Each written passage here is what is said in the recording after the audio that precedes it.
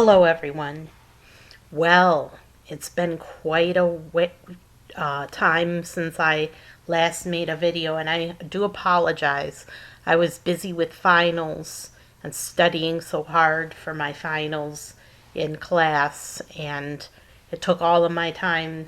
I had special projects for a couple of classes and a ton of homework for the final class, so I'm sorry that I didn't make a video sooner. I do apologize, but here I am now.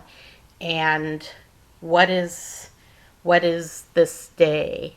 Well, for some it's Christmas Eve. For the goddess worshippers, it's Modrinicht. But whatever your religion may be, have a very happy holidays with your family. And so, um, getting to the news of the day. The war against Hamas continues, and the Israeli Hamas conflict continues, and it's continued ever since the terrible attack on Israel on October 7th. And I just want to say that these these people who are supporting Hamas and who are singing a song, they sing this is a song they sing that's a Palestinian national song saying they're going to wipe out Israel from sea to sea. You know, just kind of like that song From Sea to Shining Sea that the Americans sing, only they say they're going to wipe out Israel from sea to sea, and it's a Palestinian song being sung by these pro-Palestinian protesters. You can remember PPP, pro-Palestinian protesters.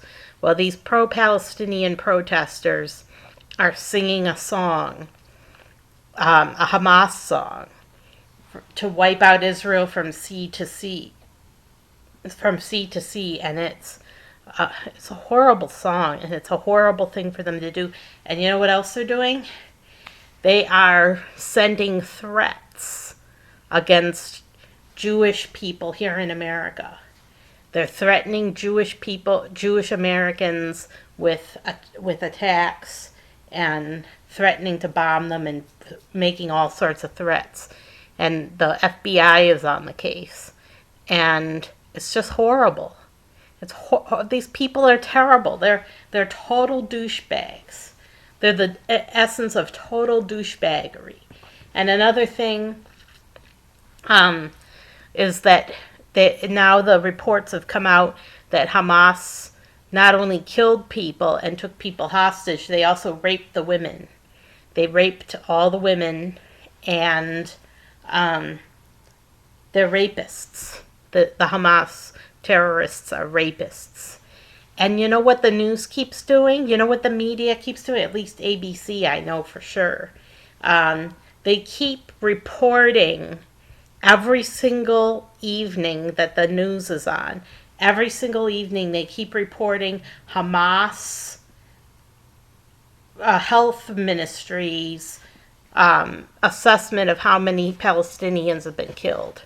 And they can say anything they want to that they think will be believable. So, for example, the Hamas just recently said that the number of people killed has finally reached 20,000 people. 20,000 people. Where do they get that from? Where do they get that from? They're just pulling it out of their butts.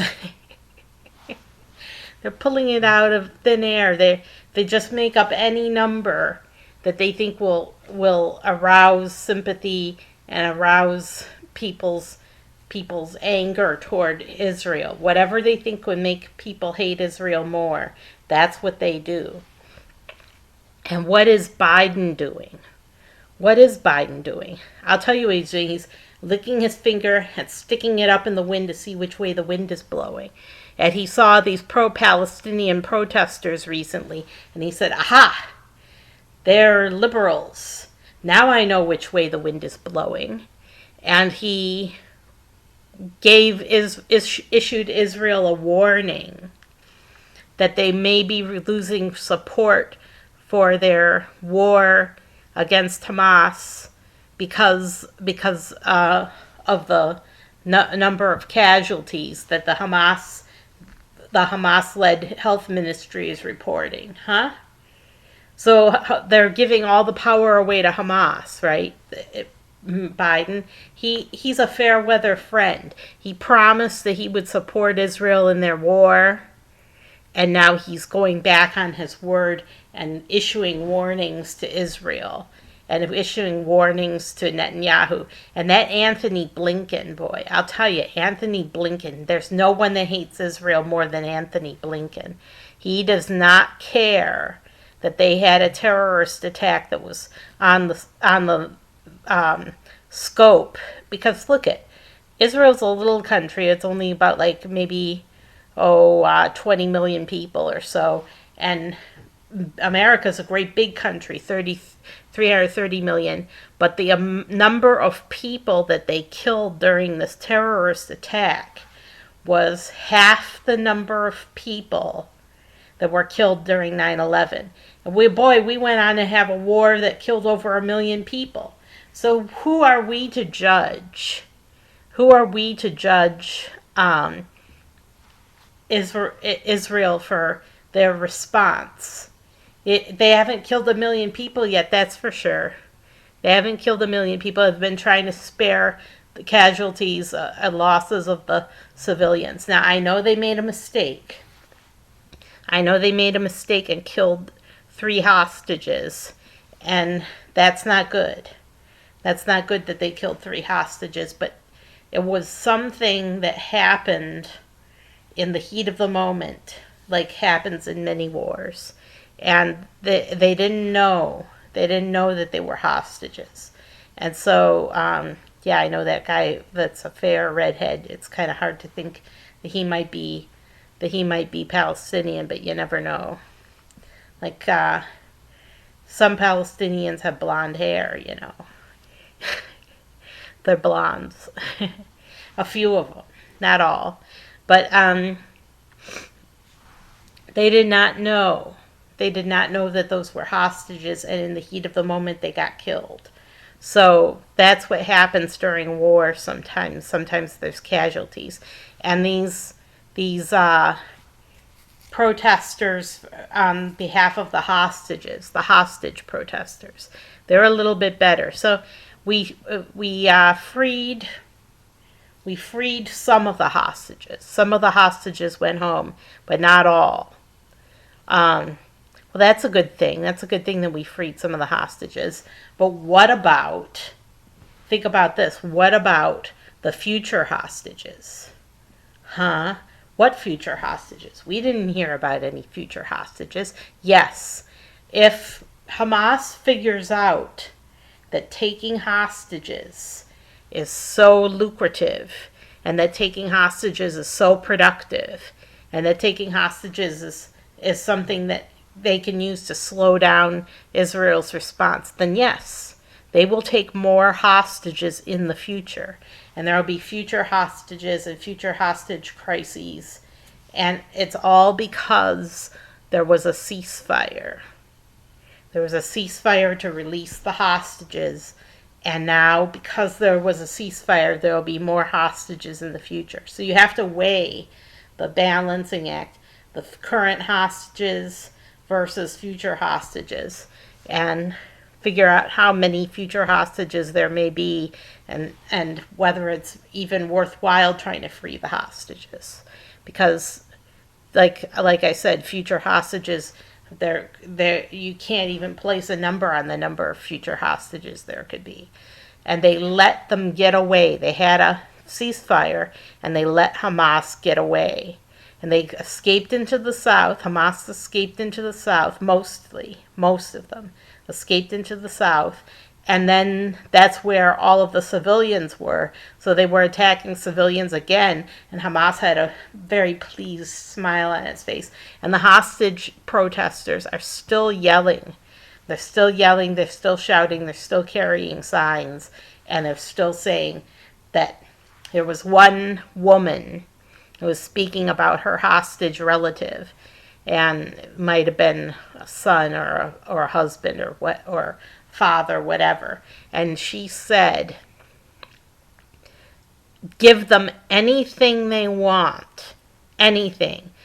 Give them 5,000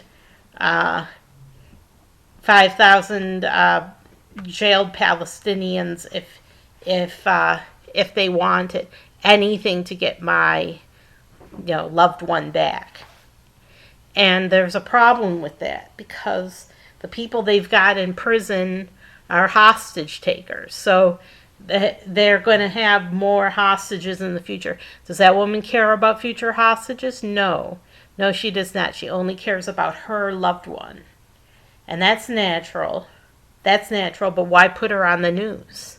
The media is responsible for putting someone like that on the news that has a natural reaction. But is she selfish?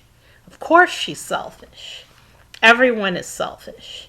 People are selfish by nature, and they will do any selfish thing for their loved ones that they can think of. They're selfish. It's just said it, that they're being selfish.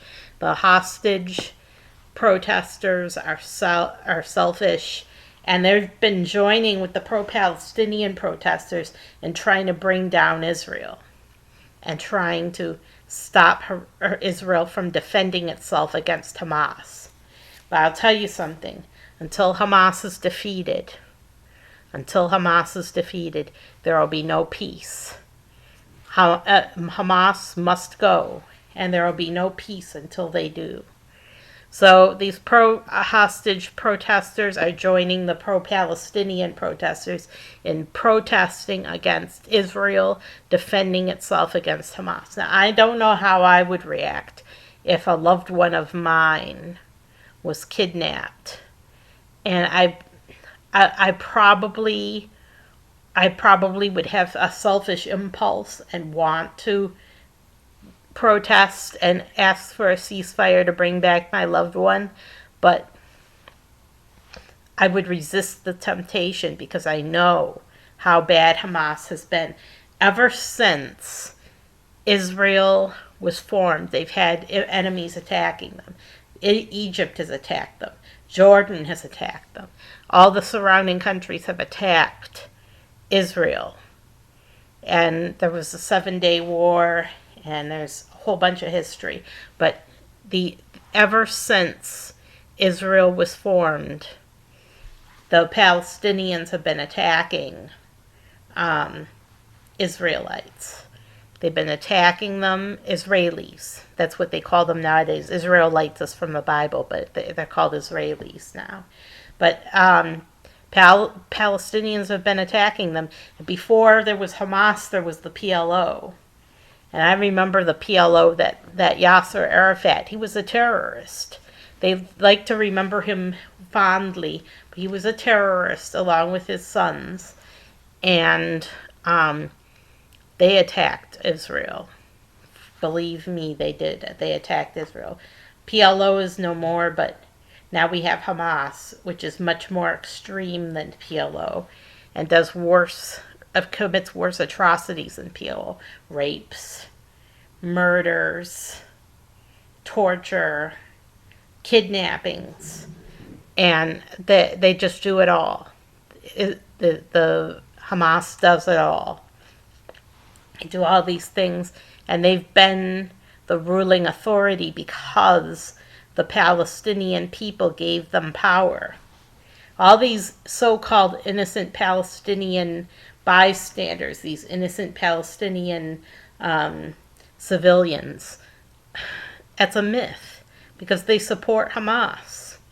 And they have supported Hamas, and these numbers that the Hamas health ministry is putting out, totally bogus. You just can ignore that because they are just going to make up a number out of their head that they think is 20,000 is so far, that they think is believable based on the number of people that are still visible in their country from any helicopter.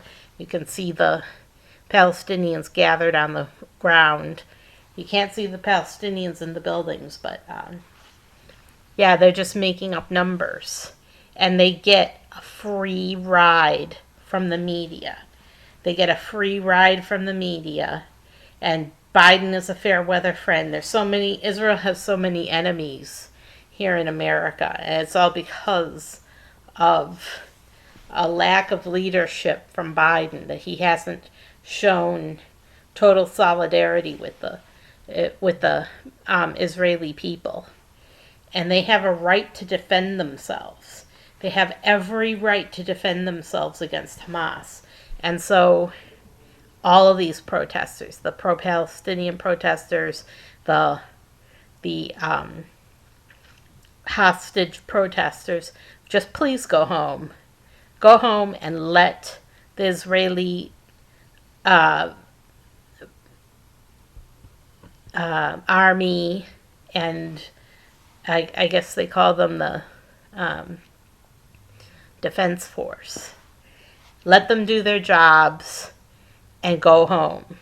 Just go home to your families, enjoy your holiday, and let the Israeli Defense Ministry do its job, which is to root out Hamas and to make the world safer for Jewish people. That's all I have to say about that. So we're having a very happy holiday here at my home, and celebrating Modrinicht. Modrinicht coincides with Christmas. In fact, Modrinicht is today. This is Modrinicht, which is Christmas Eve, is Modrinicht. And then on Christmas Day is Matron's Day, because that's when the children discover the gifts that were left to them, not by Santa Claus, not by some imaginary figure from history, but by actual gift from their grandmothers or mothers. It's mainly for grandmothers to give the gifts. So have a happy holiday. Celebrate Modrinicht with your family. Give them gifts. Do some services or a ritual, and enjoy Modrinicht with your family. And you Christians, enjoy Christmas Eve and Christmas Day also. I'm Sarah Jane Alpha Wolf signing off. Have a terrific year, and I'll see you in the new year.